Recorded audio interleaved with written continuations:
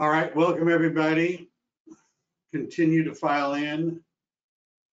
Take the first seat that you see. I think we're going to fill up the middle aisle. Sort of like my Southwest Airlines, you know. We're going to give them a moment. I assume you guys can hear the sound of my voice. Those of you that have been here before know how to raise your hand. Why don't you? There we go. Saul raised his hand right away. He's not new to this. And we do have some handouts, I see. All right, so they're attached. And Sandy says she can hear me. All right, why don't we go ahead and get started? Obviously, we expect people to continue to file in because, you know, we're real estate agents and that's just sort of what we do.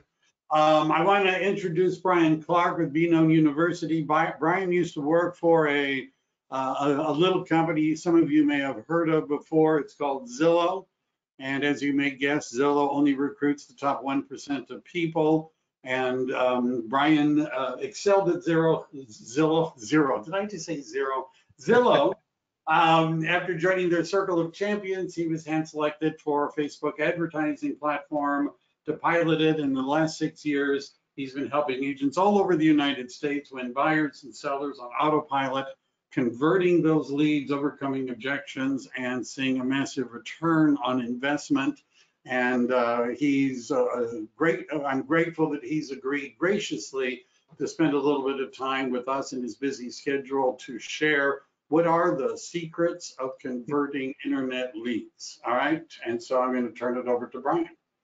Absolutely. Thanks for having me, Mike. I really appreciate you giving me the opportunity to come on here and walk through this course with everyone that's involved. So today we're going to be covering converting internet leads. And again, these practices are from years at Zillow and also about 3.5 years outside of Zillow, running our own advertising agency, Be Known Advertising. We also offer courses through Be Known University, teaching agents how to grow their business with systems like KV Core, Keller Williams Command, all of those good things, so that you can really nurture your leads on autopilot. So we'll go ahead and dive right in. So the very first thing that we want to focus on is systems, right? When it comes to following up with your leads and setting up so that you can convert them, having the right systems in place can make your life as easy as possible. So the goal with having the right systems is that you can automate everything that you can, create efficient methods of delivery for those that you cannot, and if growth exceeds capacity, hire staff as needed.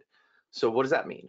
So if you get to a point where you have more leads coming in every single day than you can actually follow up with, and you're converting those leads and making money and you're profitable, you should look into ISAs to help you convert these leads, make those phone calls, and be able to handle those initial conversations for you so that you can continue to grow. So once you exceed your capacity of what you can do, you need to look for additional staff that can help you get that done. So do you have the following systems in place? So number one, we have to make sure that we have a CRM. Those CRMs preferably should have an automated text and email campaign. And I would also say call functions that are built within those, right? When you're running ads out there, whether it's on social, Google, whether you're doing it through a Zillow, anywhere out there that you're running advertisements, do you have retargeting campaigns in place? So once a lead hits your system, you want to make sure that that lead is automatically being added to a list so that you can follow up with them, not only with your texts and your emails, but also with marketing campaigns on social media platforms and through the initial outreach that they had, and mail campaigns as well. So this is a huge part of the follow-up that a lot of people miss. Is once you get the lead, that doesn't mean you've nurtured it to the full capacity of what you need that lead to be to where you can have that conversion. You might have to have several touches or several different pieces of marketing to continue to get in front of those leads so that you can reach the goals that you want to reach and convert them at the highest level of efficiency. Now, you also need to make sure that you have a strategy that involves a daily routine. So when it comes to following up with your internet leads, anytime you drop the ball, miss a call on those leads, or miss any of the steps of the follow-up, you are yourself losing money, and you're essentially wasting your marketing dollars that you've already put out there. So it's very, very important to make sure that you establish a daily routine, put together block times so that you have, let's just say 9 a.m. to 11 a.m. every morning is your block time to go ahead and make follow-up calls to any new leads. You also want to make sure that you have block calls to follow up leads that you're currently nurturing as well. And then the last piece of this for that strategy is you want to make sure that you have a script, or at bare minimum an outline. So personally, I'm not a huge script guy. I don't want to get on the phone and sound robotic. I don't want them to hear in my voice and in the tone that I'm reading from a script. So I prefer having an outline. But when you first start making these calls, it's very, very important that you do have a script that you follow so that you can get all of your word tracks down, you can get all the marbles out of your mouth, and get yourself ready to rock and roll. And once you have that script down to an exact science, they come back with you with a specific objection or rebuttal, whether that's, oh, I'm just looking, or I entered my info by mistake, anything along those lines. You want to make sure that you already have preloaded on your lips a rebuttal so that you can overcome that and move forward. Once you've gotten all of that stuff soaked in and it's right there at the tip of your tongue, that's when we should move to an outline. So we have the intro to the call. Once we have completed the intro to the call, we then want to go ahead and move into a permission statement, and then a fact and finding mode in that call. So make sure that you guys have all of those things in place and set up so that you can effectively work your internet leads to the best possible ability. Now, effective follow-up is going to include all of these things. So this is unique outreach campaigns. So you want to make sure that when you're following up with leads, you're calling, you're texting, you're emailing. If they're a buyer lead, especially, you want to make sure that you have saved search alerts that are set up for those leads, that are sending out a list of properties daily, bi-weekly, or weekly, so that you can drive them back to your site and they can continue to search for homes on your page. You also want to make sure that you have remarketing campaigns, social outreach. So if somebody fills out a form on Facebook, you're not able to get a hold of them on the phone, they're not responding to texts or emails, send them a friend request and shoot them a Facebook message. See if you can get in contact with them that way. Then the last piece, a lot of people say that mailers are dead.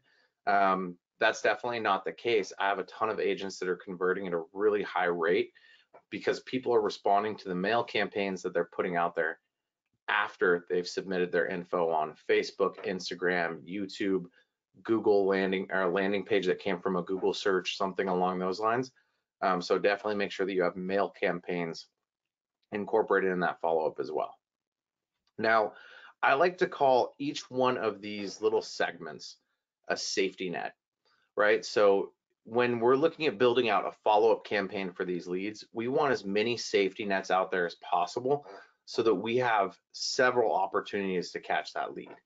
Now, you may find that a lead filled out their information on a form on Facebook or Zillow or on a landing page, and they didn't provide you with the right phone number, but they did give you a good email address.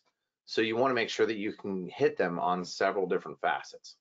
So we recommend follow-up campaigns, text campaigns with videos, at least 7 touches. Excuse me, this just pushed me all the way forward. Give me 1 second, I'll push this back.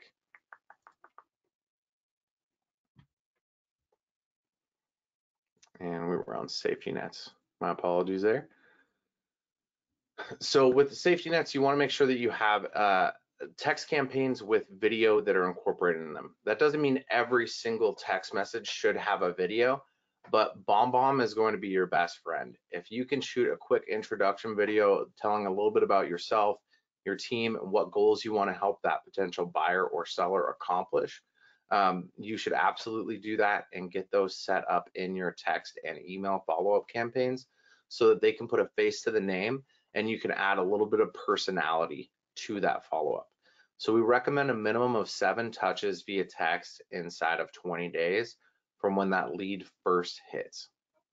All right, we also want to make sure that you have email campaigns, again with videos, we're looking at 60 touches over a 180-day window minimum.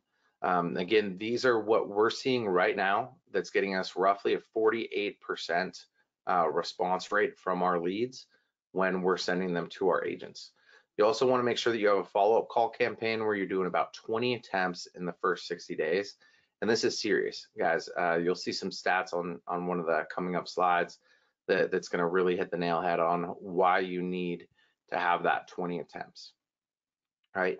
If you haven't been able to get a hold of them via text, email, or call, again, send them a friend request on social, and then send them a direct message on social once they've accepted that friend request. Saved search alerts are huge, right? Especially when you're focused on the buyer niche and you want to bring buyers into your pipeline. The most important thing for buyers is homes. They don't care about you as an agent. They don't care what services you can provide. They're starting their search. So you need to put what they want directly in front of them, which is homes that kind of meet the needs of what they're looking for. So there's several CRMs that allow you to automate this process. KV Core is one of the big ones. I'm hoping something will be coming for Keller Williams Command here in the near future for this, but right now it doesn't appear that it's something that they have in the works. But what you would do is ask specific questions either on a landing page or in a Facebook forum where you're finding out what they're looking for in a home, how many bedrooms, how many baths, what their price range is, if there's any specific neighborhoods they want. And then you can set those saved search alerts up so that it's hitting them daily, twice a week, weekly, or monthly. So that way you can stay in front of those leads.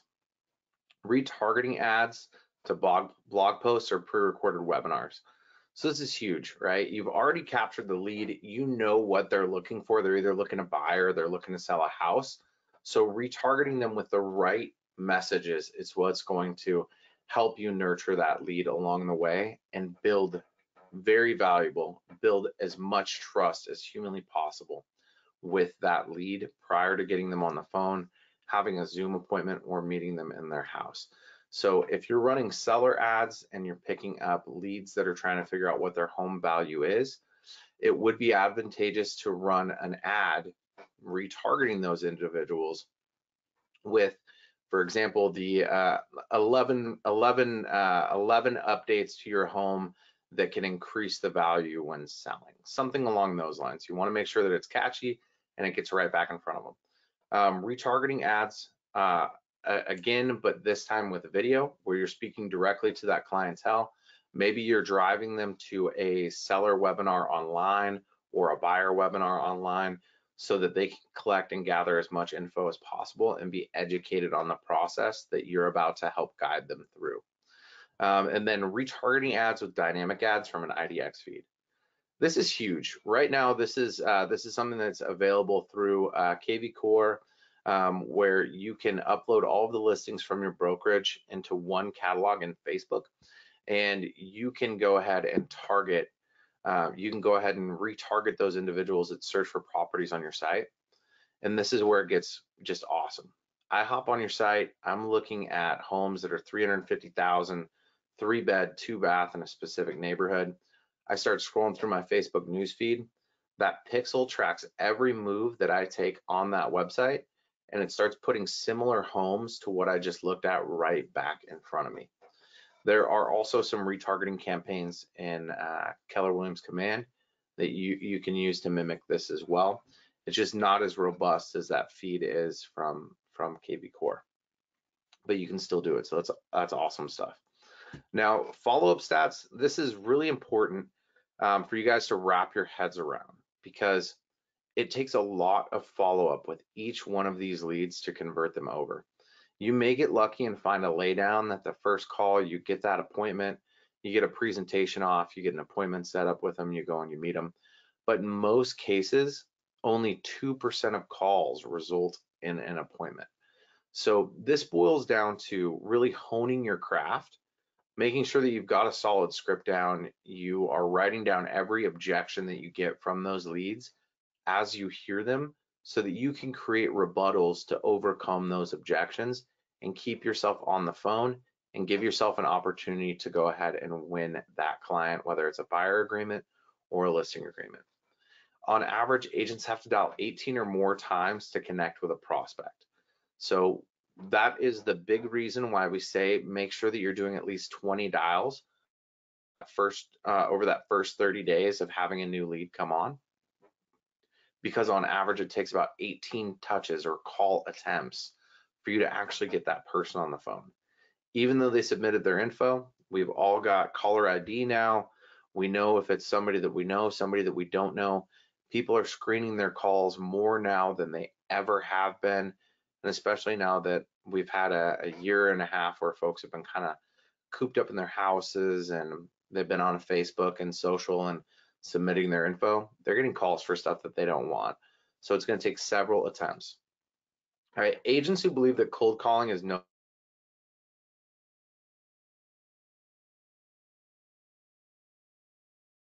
longer effective experience 42% growth than those who believe otherwise. All right, so statistics from gurus that are out there that say, hey, don't call your leads. If you were to submit your information online and somebody called you, how would you react? Right? You should be following up with texts and emails, and that's it. Well, I call BS on that. And the proof is in the pudding. Our agents that pick up the phone, and we work with thousands all over the US, our agents that pick up the phone and call their leads see the highest return on investment. So out of all the other things, yes, we have people that reply to text, we have people that reply to emails, and that gets the conversation starting. But the number one thing that's separating the top performing agents from the mediocre to the poor agents is making your dials and calling your leads consistently. So also, agents that have prioritized list of prospects are 19% more likely to call leads within 5 minutes, 26% more likely to make that first call within an hour. Speed to lead is the most important aspect of this. So the biggest thing is you want to make sure that you're catching those leads right when they are in the middle of doing what they're doing. So if they fill out a form trying to figure out what the value of their home is, you want to make sure that you're following up with that lead within 2 minutes. You want to be on that. You get the lead, you get the notification, you need to be picking up your phone and dialing. And again, if this exceeds your capacity of what you can do right now, hire an ISA to make that call right out of the gate. Because if you can catch somebody right after they filled out their information, they're going to be way more likely to talk to you about it than if you follow up with them the next day. They're at the grocery store with their kids, everything's running around, and life is hectic. They're going to forget they filled out the form yesterday. You're going to get some objections right out of the gate. You may not be able to overcome those, and then you're going to be lost on that lead, and they could potentially sell their house in 6 months and work with another agent. So make sure you're on the ball, prioritize your prospects, make sure that you have everybody in an individualized bucket where you've got A leads, B leads, C leads, and D leads. That's anybody that's 0 to 30 days, 30 to 60 days, 60 to 90, and then beyond. You want to make sure that you have those leads prioritized in the right fashion so you can follow up the way that you need to. 7.5 minutes is the average length of cold calls that successfully move to the next stage or meeting. So what that means is when you get someone on the phone, the goal is to learn as much information from these leads as humanly possible. You don't want to leave anything on the table. You want to make sure that you're asking questions. You want to make sure that you're providing value. And most importantly, you want to make sure that you're building rapport. Anything that you hear from that lead that could be a potential rapport builder for your next call, you need to be writing that down. So if somebody tells me, hey, I'm too busy right now, I'm actually on my way to a little league game and I got to go and help parents set up and get all this stuff ready, the very first thing you should ask the next time you call, how was the little league game? Did you guys win? That way you can start building that instant rapport and trust right out of the gate. 93% of potential success of your follow-up call is attributed to your tone of voice during the conversation. Do you sound boring? Are you monotone? Are you excited? Are you jacked? Are you ready to get the conversation going? And are you really, really in depth to care about what their needs are and what they're looking for in a home? Make sure that you bring a good tone to the table when you're making these calls so that you don't lose out on that opportunity. Your script may be perfect, your rebuttals may be perfect, but if you don't have the right tone, you can lose everything. And state a reason for your call when making these dials. This can boost your success rate by 2.1 times, right? So if you're reaching out to somebody, the first thing that you should say is, "Hey Phil, this is John with Keller Williams or EXP or whichever brokerage you're with. I wanted to, I'm reaching out to you today because you filled out a form on Facebook regarding homes for sale, or you filled out a form on Facebook or on Zillow, wherever that source is." Give them a reason right out of the gate for that call, and that's really going to help improve your success. If they tell you they didn't, if they tell you that they didn't fill out a form or they filled it out by mistake, pull a little bit of additional info from that form that they filled out and try to jog their memory a little bit. And we'll get into that here shortly. So the outline for the perfect call. First thing that we want to do is give our introduction. This is going to be the reason for our call right out of the gate. The next thing that's going to happen is you guys are going to get an immediate objection. Somebody's going to say, "I filled out the form by mistake. I'm not interested in buying or selling," or maybe they're going to say that they maybe they're going to say that they're just looking or browsing at this point in time. This is just a knee-jerk reaction. They want to get off the phone. So you need to make sure that you're ready to overcome those objections.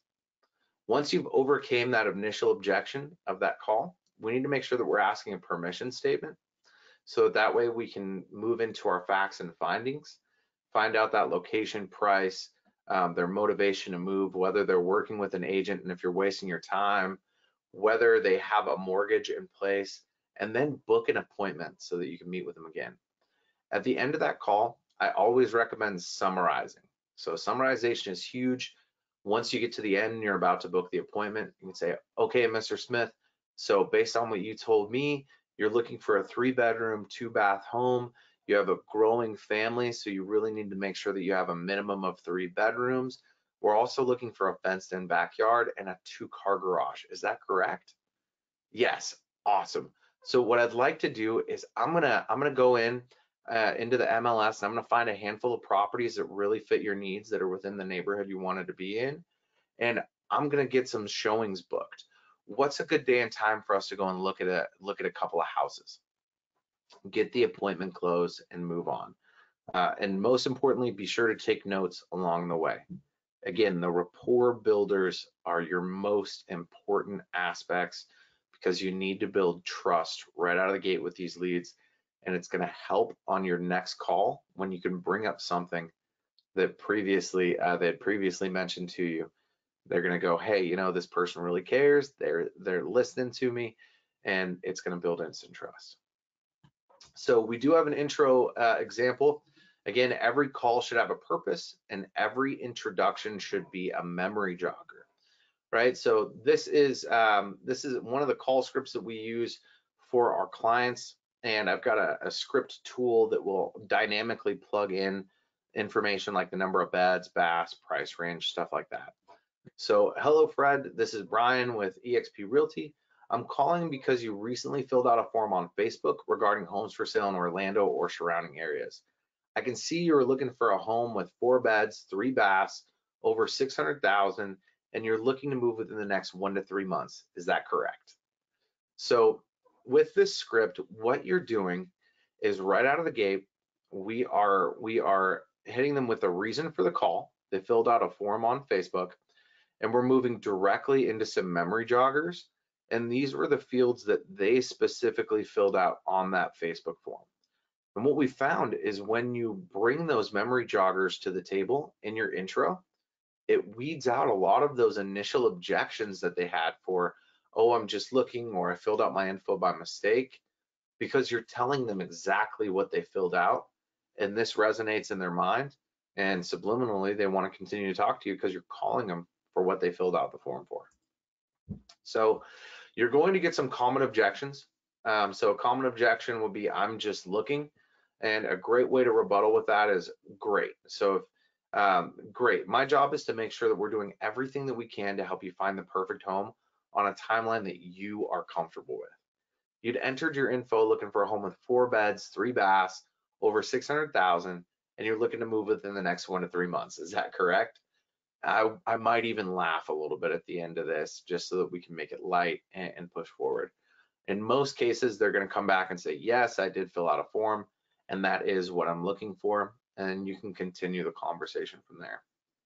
If they say, I entered my info by mistake, this is a good rebuttal to use. I totally get it. I enter my info on Facebook all the time and sometimes forget about it.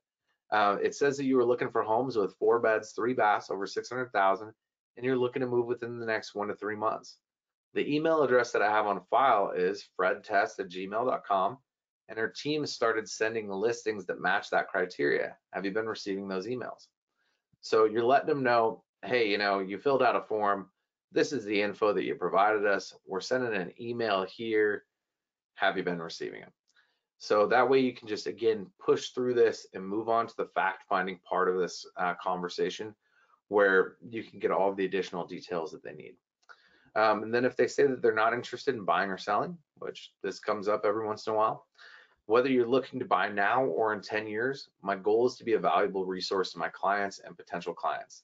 I take a very relaxed, no obligation approach. I see that you entered your info that you're looking for a home with 4 beds, 3 baths, between 600K, and I started sending listings that meet that criteria to this email. Do you want to continue to receive those listing alerts? So overcome those objections when you get them and push right through. The next thing that we need to do is move into a permission statement. So the reason for a permission statement is to help build trust and disarm that potential lead right off the bat. So say something just like this. Awesome. Now that you're seeing listings, so let's just say that they responded saying, I am seeing listings in my inbox. Awesome. Now that you're seeing listings in your email, may I ask some questions and take some notes so that I can send properties that would be of most interest to you? All right. So, hey, I just want to cut to the chase. I don't want to send properties that you're not going to be interested in. Let's get down to the meat and potatoes, find out exactly what you're looking for. All right. So once we get through permission statement, we need to move into our fact-finding mode. So this is where I'm sure you guys have seen this acronym. There's a lot of folks out there pushing this and using it. It works very, very well. LP MAMA, which stands for location, price, motivation, agent, mortgage, and appointment. And out of all of these, I would say the most important part is motivation. And the reason I say that is because this is going to be your rapport builder. Of course, you want to be taking notes for every question that you ask so that you've got those detailed and logged and you can bring that up the next time you chat. But find out what their motivation and move is and dig. You want to peel the onion on this and really start going layer by layer so that you can build as much rapport and trust with that individual as humanly possible. Finding out how many beds, baths, whether they want a fenced-in backyard, those kinds of things really aren't going to help build that rapport. But when you find out why they need those things, so they need the fenced-in backyard because they've got 2 corgis that they had issues running off when they'd let them outside, so they want to make sure they can let their dogs out back and have them roam free without having to fear them running away. Awesome. You need to make sure that you log that, so that the next time you call, you can bring up the corgis and say, what were your corgis' names again? And if you don't, and if you can, even try and get the dog's names so that you can use the dog's names on the next call. All right, so with location, here's a couple of quick ways to answer those or to get those questions out there. It looks like you were receiving all listings in Spokane County. Are there any specific neighborhoods, school districts, or zip codes you want to be in? So when we first set up a saved search alert, we like to go broad. And the reason that we do that is it's going to give them more options for homes that may fit the bill and give them a little more clickbait to come back to your site. So when we get on that conversation, we really want to narrow down what specific neighborhoods, school zones, school districts, all that kind of stuff that they want to be in, so that we're sending homes that just fit the bill for what they're looking for. All right. For price, I can see that you're looking for homes that are over 600,000 Is there a specific budget that you have in mind, or are we just looking for anything over 600,000? All right, so that way you can really narrow down the price range, make sure you're again sending the right properties to them. For motivation, may I ask what's driving your move? Again, with this one, peel that onion as much as you can and really ask as many questions as humanly possible so that you have those rapport builders for the next call or appointment, so that again you can build that instant trust, help yourself win that buyer or seller's agreement.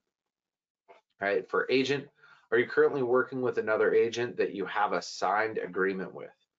I can't tell you how important this is. I have so many times that I've worked with somebody that asks this question, says, are you currently working with another agent? And the person just says yes, because they have a cousin, an aunt, a close family friend, someone that they maybe are acquaintances with, that is a real estate agent. And so they're just responding yes because they know an agent. So if you ask if they have an agent that has a signed agreement, or do you have a signed agreement with another agent, that's going to give you the answer to the question that you need. Is it okay if I work with you? Can I work with you? Is it ethical?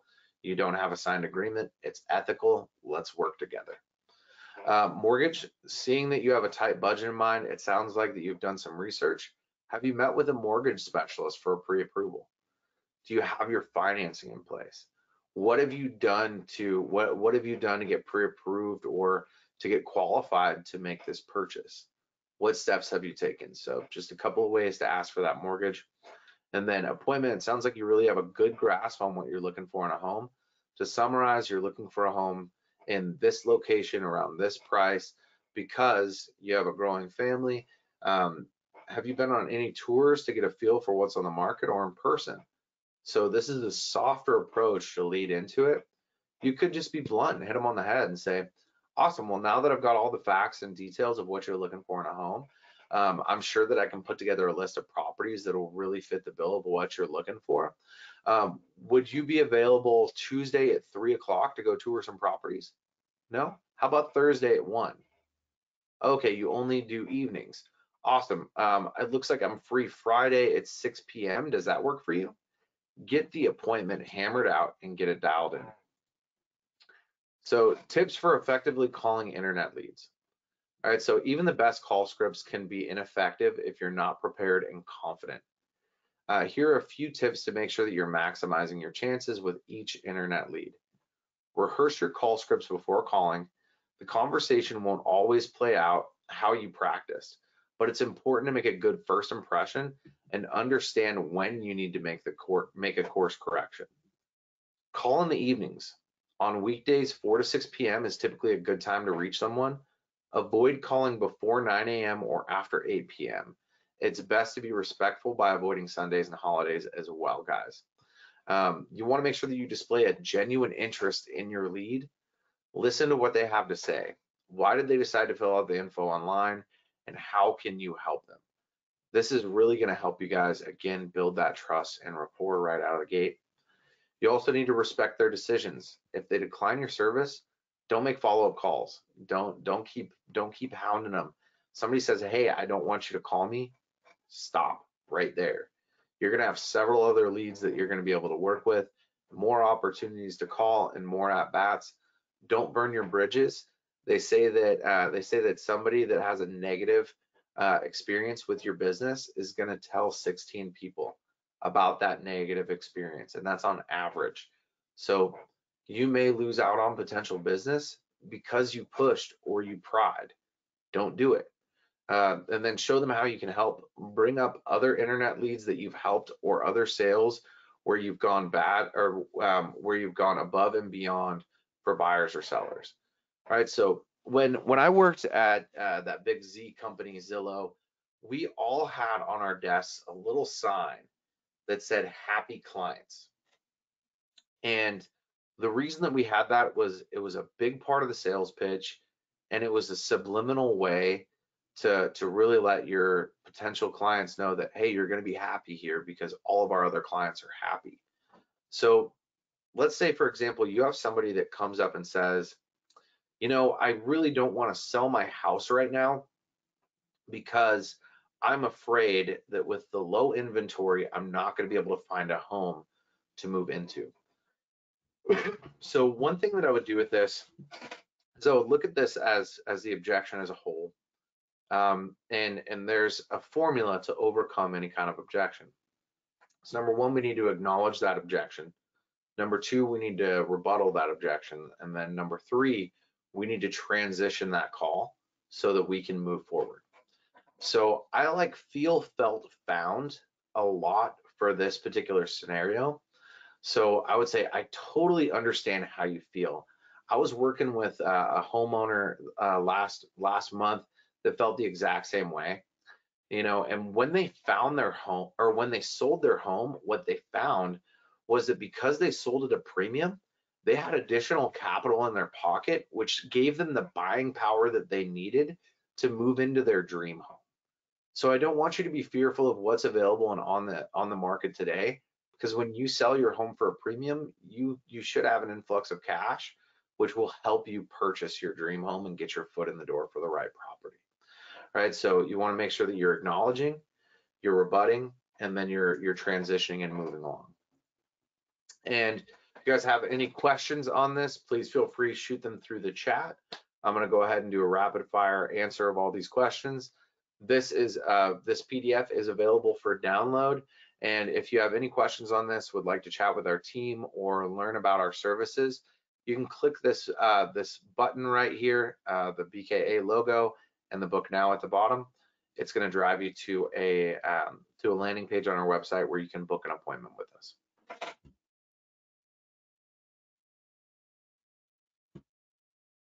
All right, well, that was awesome.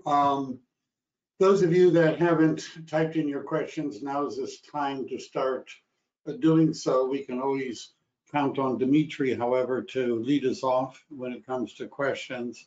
What are you doing differently for pre versus post-appointment prospects? And so you're focused on two different beasts there. So when it's a pre-appointment prospect, this is somebody that just filled out a form, filled out their information, and you haven't had any kind of communication back from them in most cases, right? So when you have a new lead that comes in, if you don't have an appointment that's booked, make sure that you have as many safety nets as humanly possible to catch that individual. When it boils down to a booked appointment, if somebody's booked, make sure that you just have the text and email reminders letting them know when their appointment's going to be. And we found that is the best course of action. You don't want to overdo it and over inundate somebody that already has an appointment. And if you have follow-up methods that are in place where you provide information in your emails, it's like, for example, we've got a year-long email script that we use that provides tips for selling your home. If you have an appointment booked with a home seller and they get one of your emails prior to that appointment, it may actually answer the questions that they had for you and that they wanted to cover in the meeting. So don't miss out on any of those opportunities by shooting yourself on the foot and over following up with somebody that has already booked an appointment with you. Do you have a script for converting online leads to signed buyer rep agreements? Yeah, we absolutely do. So that is it's a product that we offer through Be Known Advertising and also Be Known University. It's an add-on, but they're specific to how we advertise and how we work with our clients. You will see kind of an outline of a script in this webinar, though, in this PDF. So you can always use that to help yourself work through your calls and get those buyers to an appointment. Okay, I'm going to paste in a link for them. I assume you've had one for an appointment, but there's a question: what is the best channel for realtors to get leads? I would say that Facebook and Google are going to be your two best channels to get leads. Right now, we have some of the largest players in the market when it comes to generating leads for agents are stepping into the ring to be your competition. So Zillow is, as we all know, is now brokerage. They're in all 50 states and they're licensed. They control a lot of data when it comes to real estate. So they own companies like Loop. So they've been doing all the transaction management, all the back end management of those transactions for agents nationwide for going on roughly 5 years now. With that data that they have, they can target and market exactly who they want to. So if you're paying Zillow or Realtor.com to go ahead and get leads for you, know that you could be paying that money to help put yourself out of business in the long run. So you should be focused on housing and keeping all of your data to yourself. So I would recommend running ads on Facebook, having your Facebook pixel track every aspect of what those leads do on your website, on your landing pages, on your ads. I would also run ads on Google and YouTube where folks are searching for specific things, and your video or your website pops up as one of the very first choices for them to click on. That way you can control your own data. You can build your own database so that you can retarget and stay in front of each one of those individuals the way that you need to, so that you can best nurture that database. Cool. A question, my internet leads always leave phone numbers that are either not valid or the voicemail box is full, or business phone numbers. How would you convert those leads? Absolutely, and that's why we want to make sure that we have multiple safety nets, right? So we see this pretty regularly. We'll get a lead from Facebook or from a landing page where they entered the right email address, but they didn't enter the right phone number. So most CRMs that you're going to work with, once somebody responds, it's going to turn that campaign off automatically. So what I recommend is having a separate campaign for each one of your safety nets. So that way, if somebody responds to a text message saying, hey, this isn't John Smith, don't message me anymore, you're still sending emails out to the email address that was provided, because chances are they gave you a good email, but they didn't give you a good phone number. So now you have an opportunity to stay in front of them on one medium with one of your safety nets, so that you can either book an appointment, get them to another landing page with one of your unique selling propositions in your emails, or drive them directly into an appointment from there. So my recommendation is to have multiple safety nets, so that if you have a bad phone number, you still have email, you still have Facebook, you can still reach out to them on several other mediums. There's a question, do you help market through Facebook and Google Ads, and what is the cost? Definitely. So on our website, if you click this book now button at the very end of the slideshow presentation that you guys can download, there is a section that says our plans on our website. You can click there. There's a little slider bar. It's going to tell you an estimated number of leads that you could receive and what that cost is going to look like. We have packages that range from $500 a month all the way up to $30,000, depending on what the agent needs or team needs. So we can typically help with just about any situation. All right, that's waiting to see if there's another question. That must mean you've given lasting satisfaction if they've run out of questions. So if you guys have more questions, if you think of more questions, click on the Book Now button. You can download the handout and go ahead and book a time to talk about it. The group that I work with at EXP, a lot of the agents are using Known University. I've heard nothing but good things about it. A lot of success stories. And so go ahead and reach out. It's convert some of those leads, make some money. Absolutely. I can't say, yeah. Good. You want to any final thoughts? Definitely. So we have two different paths that we can take. We've got a lot of agents out there that like to do it themselves. So just over a year ago, we launched Be Known University. We have courses specifically for building ads in Facebook with specific CRMs. So we have a course for KV Core, and we also have a course for Keller Williams Command. There's a couple of new courses that are going to be coming to Command soon, because there's some features that we've worked some bugs out on with the platform.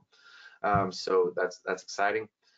So either way, when you click that link to book now, you'll see a couple of different options. You can get on our calendar for Be Known University. You can get on our calendar for Be Known Advertising. It depends on whether you want to do it yourself or whether you want us to do it for you. All right, great. Well, I want to thank everybody for joining us today. And going forward, you're going to be getting more notices. We're going to be drilling in on some of the specific software, KV Core, as well as Keller Williams Command. So look for that. If you don't have access to either of those and you'd like to find out more, send me an email or a text message, reach out to me, and we can talk about how we could get you hooked up with one of those programs. All right, thanks a lot, Brian. Thank you, everybody. Have a good day. Stay safe out there.